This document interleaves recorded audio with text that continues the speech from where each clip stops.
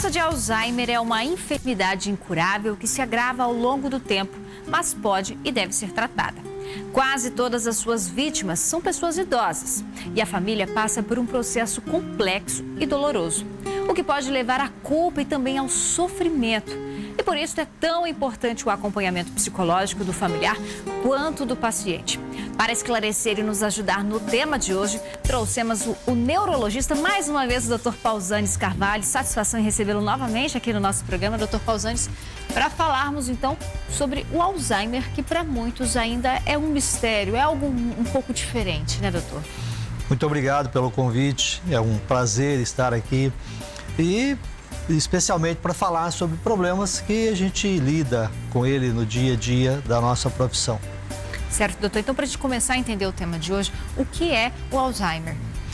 O Alzheimer é uma das demências. Então, demências são doenças degenerativas do cérebro e que causam modificações no funcionamento do cérebro. Então, algumas capacidades cerebrais, elas são modificadas, algumas são até perdidas. Então, a pessoa passa a ter comportamentos, atitudes, né, diferentes das que eles tinham antes. Eu imagino que normalmente quem percebe tudo isso é uma pessoa próxima, um familiar. Então, como diagnosticar alguém com Alzheimer?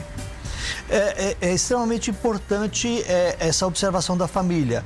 Eu quero ressaltar aqui um dado que assim, a maioria das pessoas acham que caduquice é normal. Então, a caduquice é o nome leigo popular que as pessoas dão à demência. Então, demência é doença, tem que ser tratada. Então, a caduquice é o primeiro sinal de uma demência. Então, a família começa a perceber que aquela pessoa está fazendo coisas diferentes, falando coisas diferentes, esquecendo com muita facilidade. Então, isso é chamado de caduquice. É o primeiro sinal de uma demência. Mas o Alzheimer é uma demência? Pois é, o Alzheimer é a mais comum das demências, não é a única. Então, tem vários tipos de demência.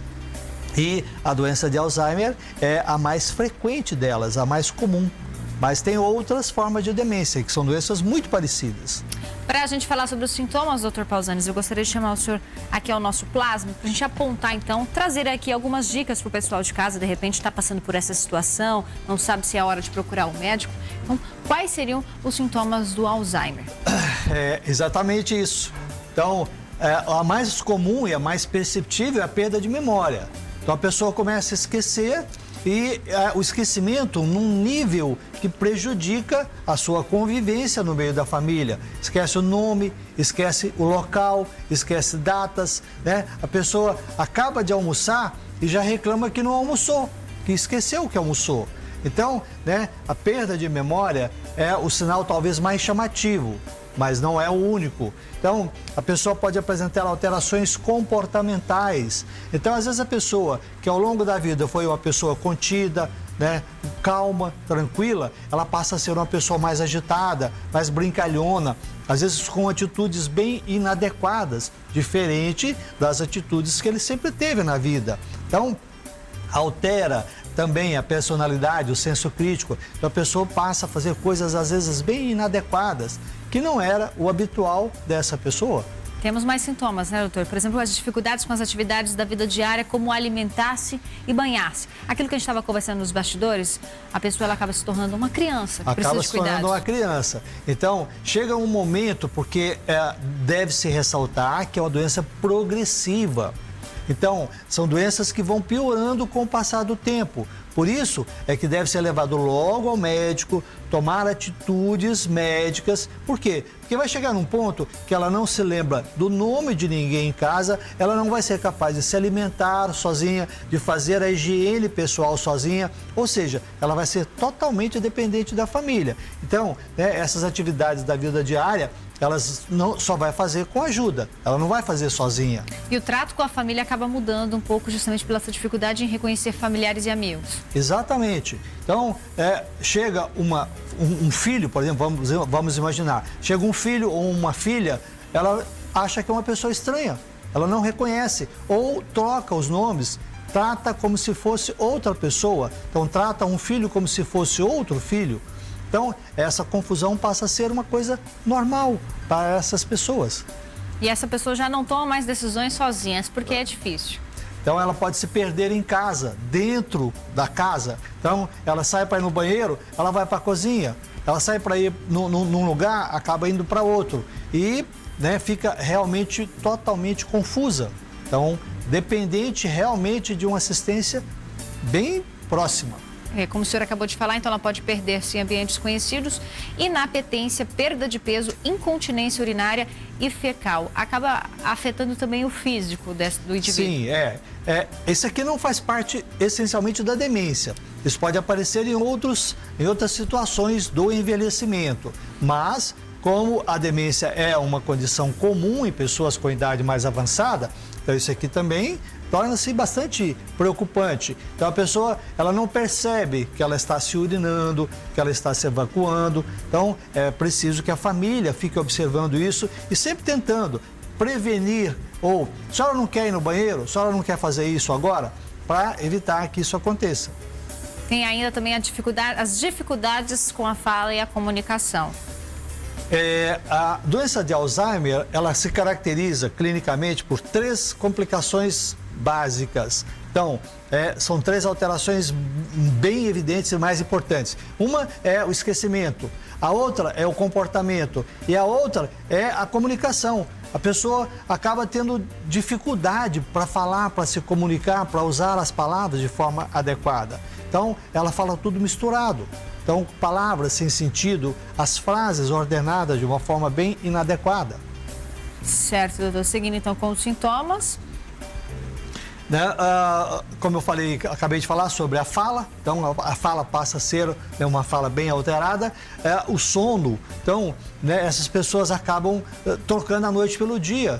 Então elas passam a dormir de dia e passam a não dormir nada à noite. Então tem que ter uma vigilância bem rigorosa, porque elas podem se levantar e se descuidar, elas saem de casa, saem pela rua e vai ser difícil você localizá-la. Então ela não tem essa noção do perigo, do que é certo, do que é errado. Certo, tá? Doutor. A gente vai dar uma pausa aqui na questão dos sintomas, uma pausa no assunto Alzheimer. Você de casa não saia daí. Nós estamos conversando com o Dr. Pausanes e daqui a pouquinho estamos de volta.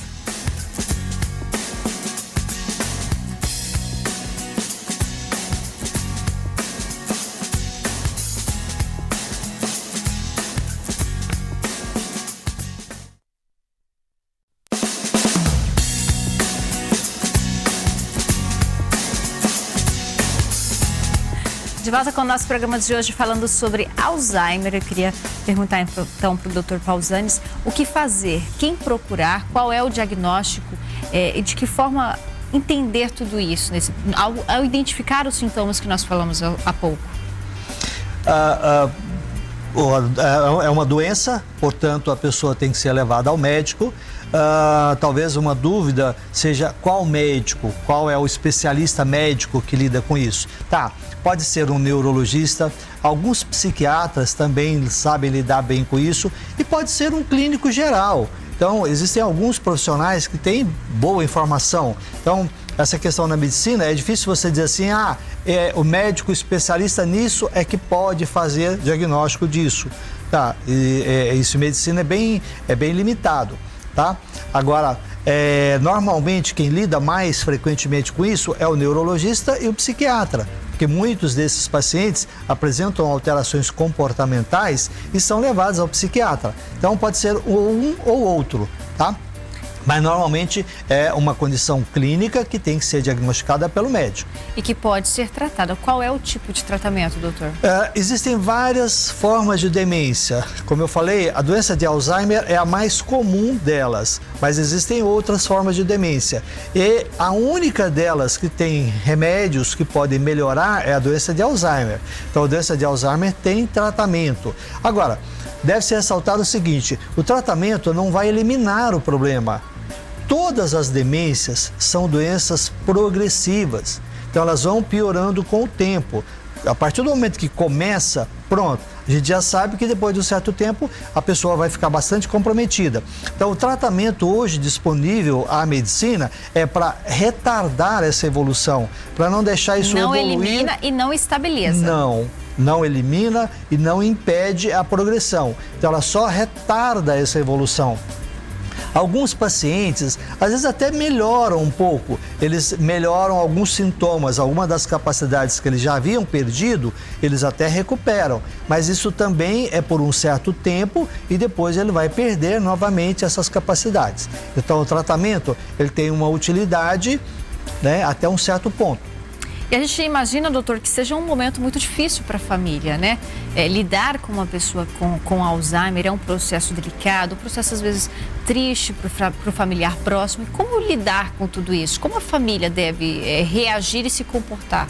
Eu confesso que é muito frustrante, né? Imagine você ver a sua mãe, ou o seu pai, ou o seu tio, ou a sua avó, né? Pessoas queridas, né? Que participaram muito da sua vida, chegar num momento que deveria, assim, ser o melhor momento da vida, né? O envelhecer, aquele momento que a pessoa já fez tudo que tinha que fazer, que agora seria só aproveitar, e aí a pessoa não ter noção, não ter cérebro para perceber o que é o bom desse momento da vida.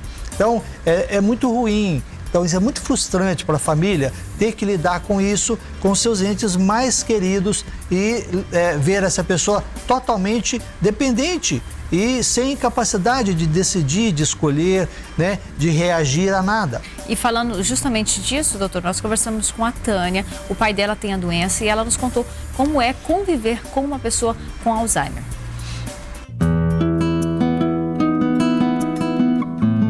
Papai hoje está com 81 anos, mamãe está com 81 anos também.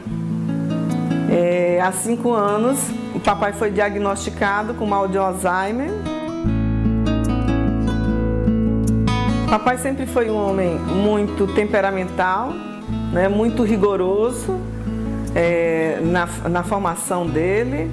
E ele foi fazer um check-up em João Pessoa e então foi diagnosticado. Nós estávamos em uma localidade e ele ficou enfurecido por alguma coisa e saiu andando e eu vim para casa e passou 1, 2 horas e ele não apareceu e anoiteceu e papai se perdeu, ele não soube voltar para casa. Isso foi muito angustiante, porque nós não tínhamos ideia. Quando nós soubemos do diagnóstico, foi que nós percebemos que já eram reações, eram surtos, né? É muito difícil você aceitar que a pessoa que cuidou de você a vida inteira, hoje papai olha para mim e ele me chama de Marlice. Marlice é a irmã dele, né? Hoje, graças a Deus, eu tenho saúde e entendimento e muito amor para cuidar do meu pai e da minha mãe, apesar dela não estar acometida pelo mal do Alzheimer, mas ela é uma refém da doença. Nesse momento do Alzheimer, a nossa família ficou cada vez mais unida e somos nós, familiares, que tem que tratar essa situação com muito amor. Então foi que eu descobri que a ABRAS, que é a Associação Brasileira de Alzheimer, a Associação Brasileira de Alzheimer, ela é específica para cuidar, né, para dar essa atenção ao familiar cuidador, o familiar sadio, o familiar disposto, que aceita a doença, o familiar mais preparado, com maior informação a respeito a família, é a união. Eu acho que a união da família, da união e do amor da família, vem naturalmente a paciência, apoiando o outro. Isso é essencial.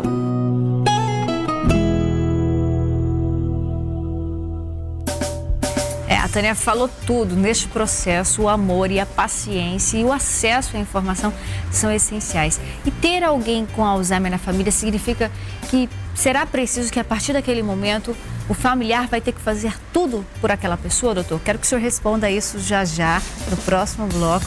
Vai pensando e a gente volta já.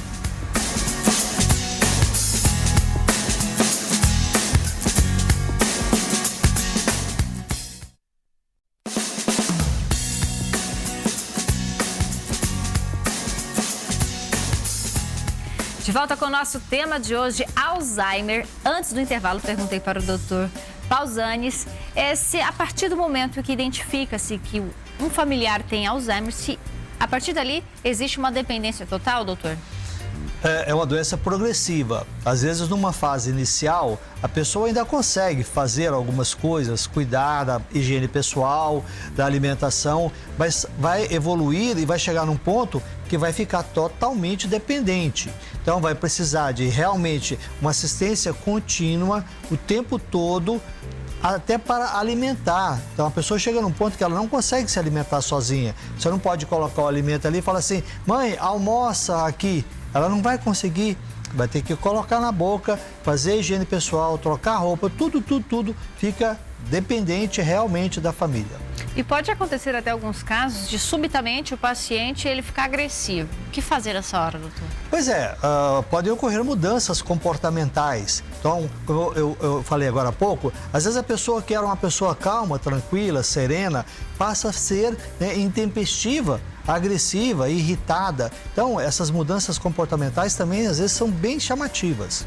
A gente percebeu que a Tânia tinha um cuidado ali com a família, com o pai, de olhar bastante fotografia.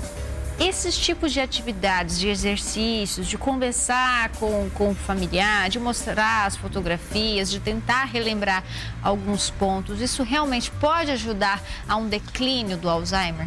Não, do declínio não.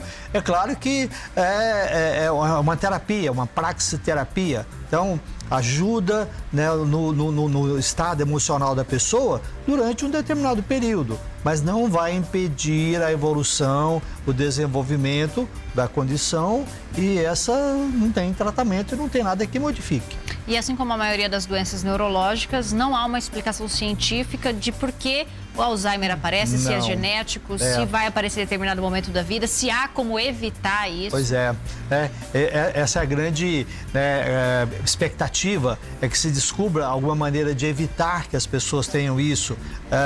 Então a ciência não sabe.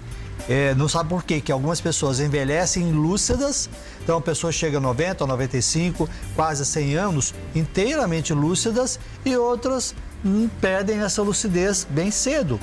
Passou dos 60 anos, já começa a ter dificuldades cognitivas. Então a ciência não sabe explicar por que isso acontece.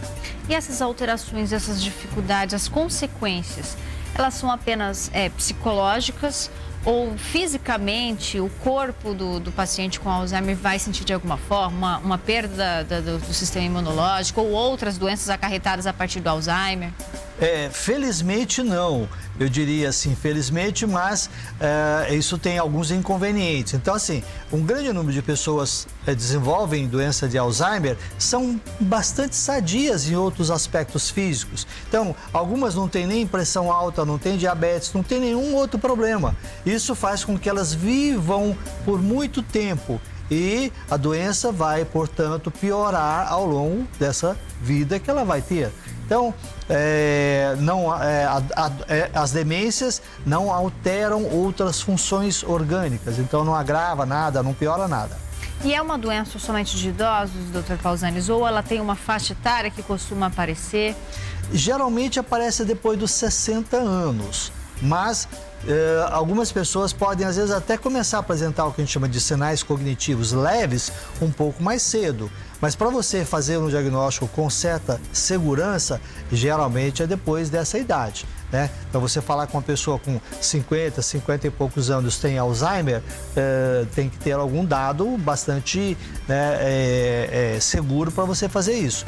Então, normalmente, isso é mais fácil de ser reconhecido depois dessa idade. Até porque, assim, uma grande dificuldade que existe dentro desse campo é não tem nenhum exame, nenhuma maneira de você fazer o exame e falar, tá aqui, ó, realmente ele está com doença de Alzheimer. Então, depende do olho clínico, é o olho do médico que faz esse diagnóstico. Então, pode acontecer, né, de alguns casos você suspeitar, mas você não tem nem coragem de falar para a família que aquilo é doença de Alzheimer. E com essa dificuldade, justamente pela falta de um exame específico que aponte isso, o diagnóstico é 100% seguro, é 100% correto? Não é. Então, de vez em quando você atende casos, você até pensa em falar nesse diagnóstico, mas você fica com receio e depois de um certo tempo você se convence de que não, que realmente aquilo não era a doença de Alzheimer, né? Às vezes era um outro problema parecido.